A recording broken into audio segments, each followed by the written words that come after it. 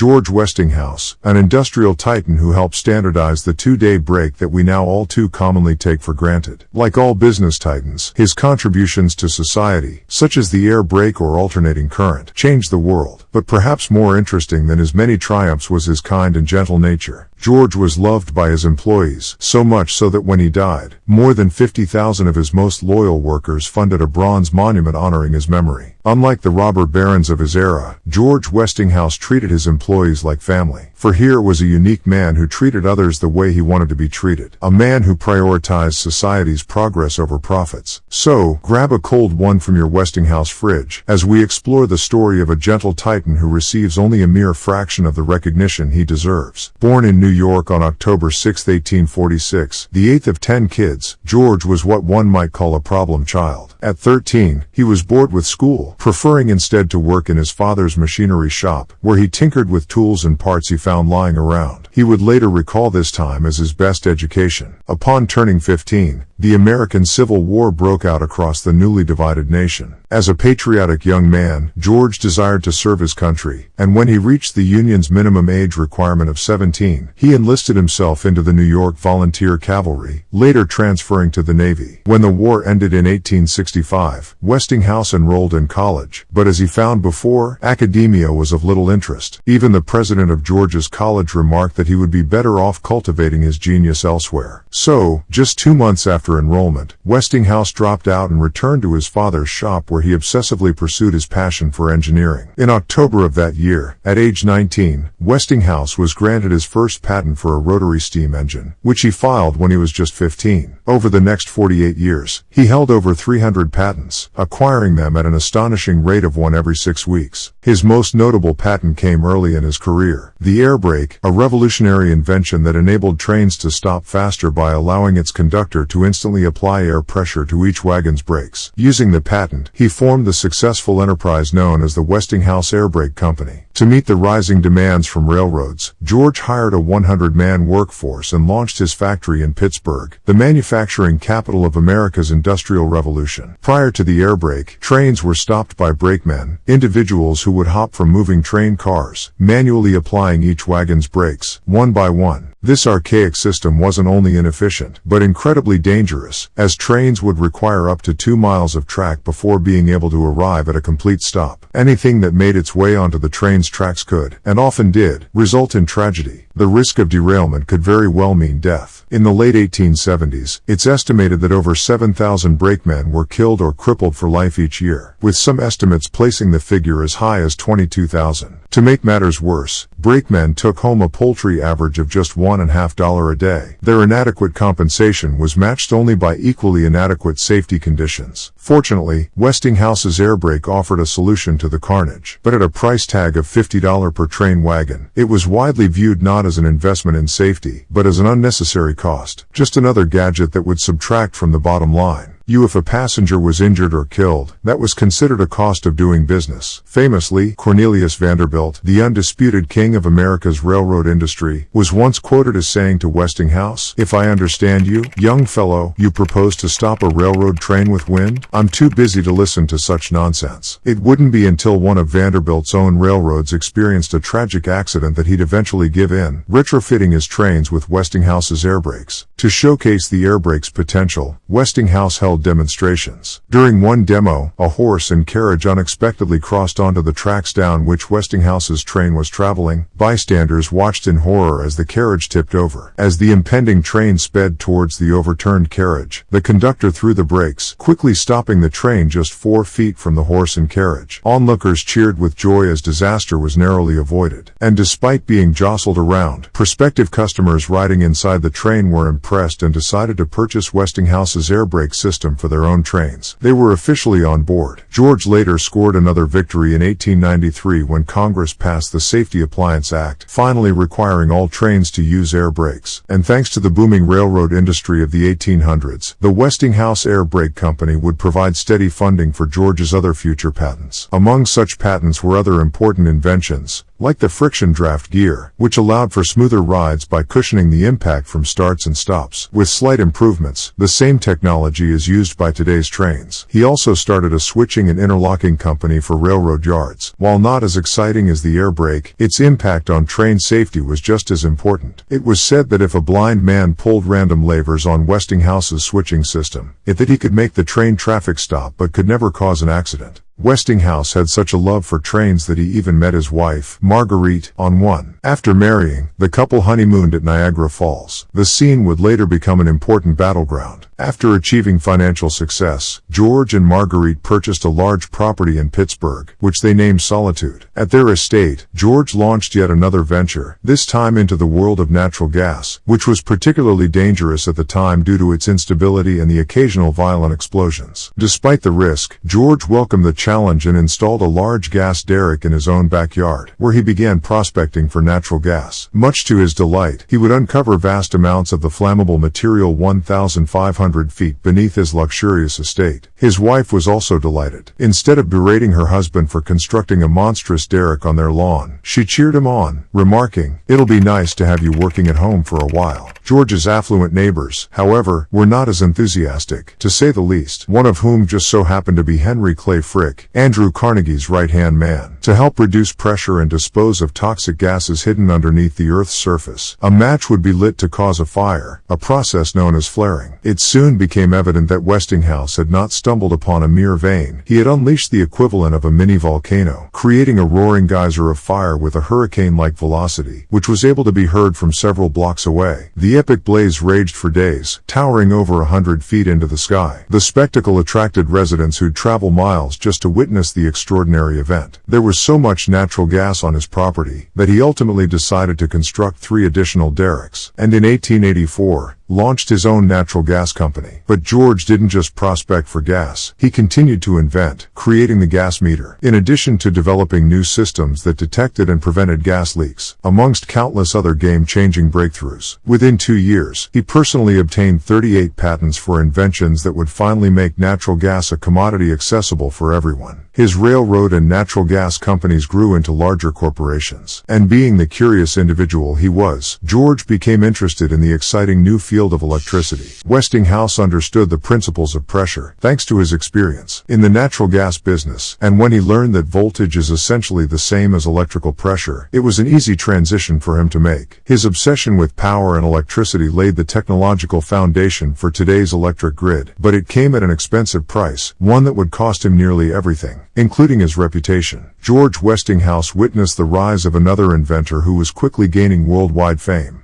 Thomas Alva Edison, also known as the Wizard of Menlo Park for his widely popular inventions, such as the phonograph. Edison was capitalizing on the new and exciting world of electricity with his direct current system, known as DC. In 1882, the Edison Illuminating Company built the United States' first commercial central power plant, known as Pearl Street Station. The first home to be powered by Pearl Street would be one of Edison's investors, J.P. Morgan, a financier, who put his fortune on the line to back Edison's technology. But Westinghouse noticed a major flaw. The direct current system only enabled electricity to travel about half a mile. For DC to become mainstream, Edison needed to build power stations on nearly every corner. Westinghouse refused to believe that Edison's limited-range direct current would be America's future, limited to urban areas and completely ignoring the large rural parts of Middle America. As expected, George Westinghouse did what he had always done before. He set out in search of a better solution. He was fascinated with an innovative system called alternating current, or AC, which allowed electricity to travel hundreds or even thousands of miles. But Edison and Westinghouse would clash, both in their ideas and in their personalities. Westinghouse wasn't only a great inventor, he was also a great manager who left his ego at the door, always recognizing the potential in other people's work. In other words, the absence of his ego provided him with an enormous business advantage, the ability to pivot. Edison, on the other hand, was quite the opposite. Unlike George, he was stubborn. According to those who knew him, it was extremely difficult for Edison to admit that he was wrong, making it hard for him to change course. Despite his genius, his inability to admit his mistakes made him inflexible, also making him vulnerable. But for George, it did not matter who devised the superior solution to a problem. What mattered more was simply finding the solution. Westinghouse acquired the U.S. patent to the electric transformer, improving upon the technology and making it possible to step up and step down electric voltage. Much like a pressure valve, the electric transformer allowed for a safe and controlled amount of electricity to run through buildings and homes. In 1866, only a year after acquiring the patent, George founded the Westinghouse Electric Company, which sparked one of history's most shocking rivalries known as the War of the Currents. The country watched as the world's two greatest inventors engaged in one of history's ugliest corporate battles. The victor who emerged would go on to power the United States of America, changing history forever. Despite alternating current's ability to be transmitted long distances, Westinghouse struggled with a critical component of his system, the motor, which is responsible for generating electricity. That was, until he met a Serbian-born immigrant named Nikola Tesla, who migrated to the United States with only the clothes on his back and 4 cents to his name. But while his pockets were empty, his mind was anything but. Not only did Tesla speak a dozen languages, he was also a brilliant engineer. Ironically, he once worked for Thomas Edison, making improvements to DC, a job he eventually quit after a fallout over compensation. In 1888, 2 years after Westinghouse founded his electric company, Tesla received a patent for an AC induction motor, catching the eye of George Westinghouse. Perhaps this new technology could be the missing piece of his puzzle. George quickly recognized Tesla's brilliance, and after visiting his labs, he purchased Tesla's patents for $60,000 through a combination of cash, stock, and royalties, and offered him a job working on AC generators in his electric company. But Edison felt challenged by Westinghouse and Tesla and launched a widespread smear campaign designed to scare the public into believing that AC was dangerous. To prove his point, Edison revealed the darker side of his personality, using alternating current to electrocute live animals in public demonstrations. But when animals weren't enough, Edison and his team of scientists escalated the current war to new diabolical heights by introducing the electric chair. The word electrocution hadn't yet existed, so Edison cleverly proposed to journalists that any prisoner put to death using the AC-powered contraption would be Westinghoused. Unfortunately for the condemned inmate, the chair malfunctioned, and instead of a quick death, he slowly roasted alive. According to prison records, the execution lasted an unimaginable 8 minutes. Even George Westinghouse remarked they would have done better using an axe. But in spite of Edison's vicious campaign, Westinghouse persevered. In 1893, the most important battle of the current war arrived. The Columbian Exposition, also known as the Chicago World's Fair. Over its 6-month period, upwards of 27 million people gathered for the event. For those attending, it would be their first time seeing not only one light bulb, but thousands of them. Prior to the fair, the only on-demand light ever known to attendees came from fire, usually kerosene lamps or candles. Winning the contract to light the World's Fair meant unparalleled opportunity on the world's largest stage. The stakes could not have been higher. Edison's General Electric submitted a bid of $1.8 million,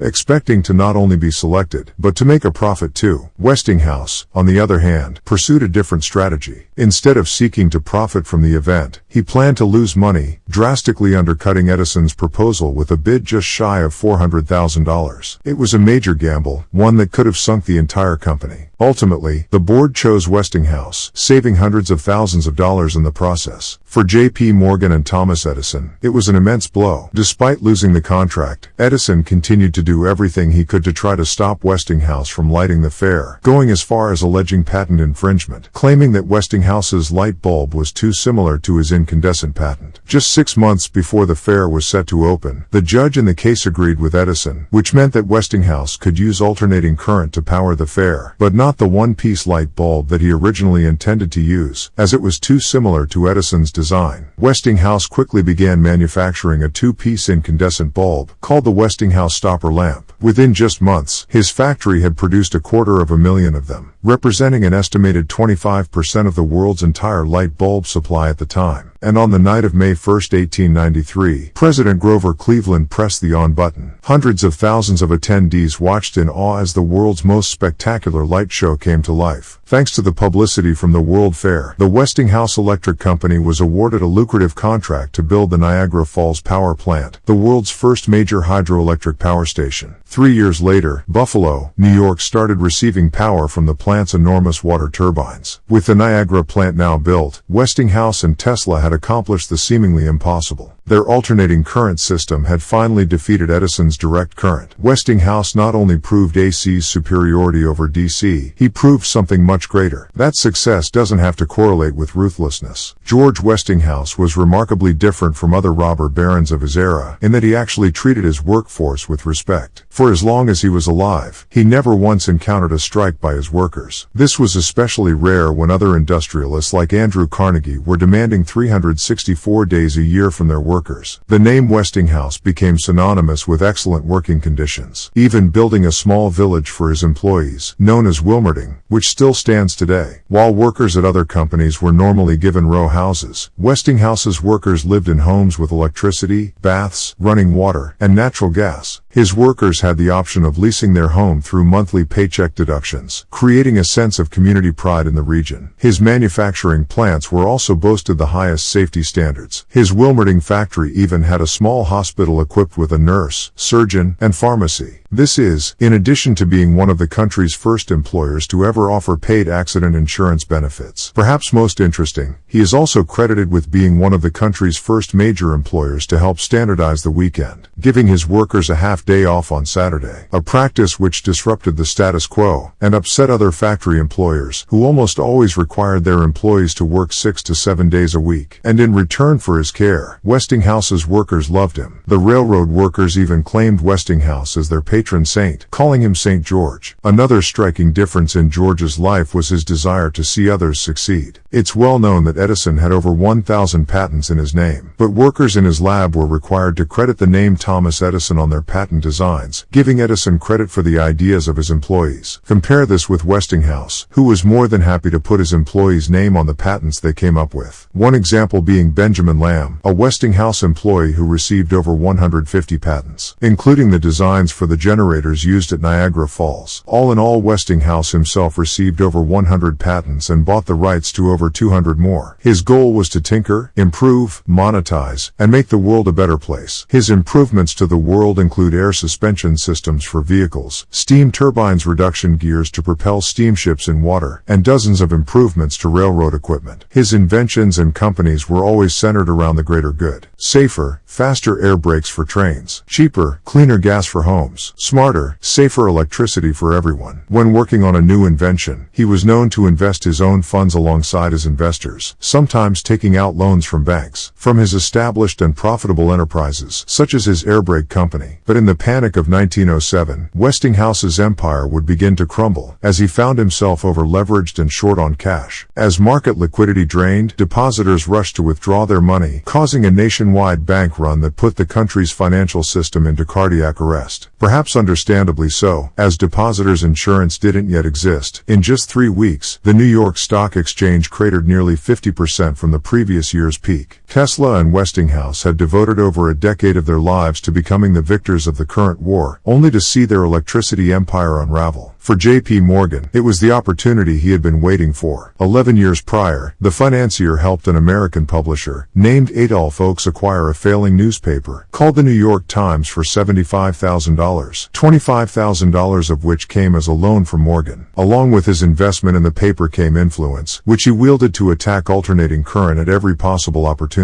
In 1907, Morgan further squeezed Westinghouse Electric, implying that the company's problems were due to George's poor management skills, slamming the company's stock price and bond ratings. With Wall Street in a panic, it wasn't long before Westinghouse's loans were called. Unable to pay his debts, the beloved titan found himself in checkmate. His company, Westinghouse Electric, would be forced into receivership by J.P. Morgan. Not long afterward, he was fired from his own company. Despite losing his most prized corporation, George remained incredibly wealthy, with an estimated net worth at $50 million.